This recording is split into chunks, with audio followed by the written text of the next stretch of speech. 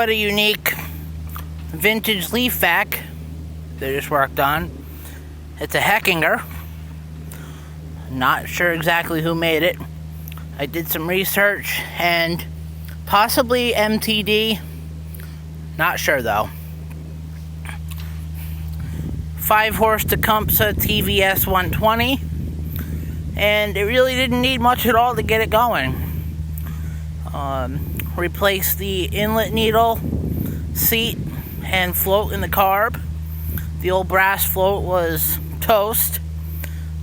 So, luckily I had a new plastic float in my parts pile of discarded carburetors.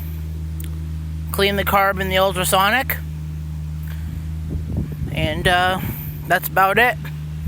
Just changed the oil in it. I also put in a new plug.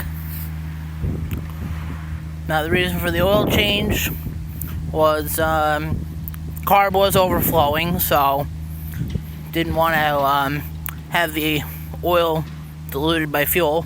Possibility of that. And figured I would just toss in a new plug for peace of mind for the owner. Thanks for watching.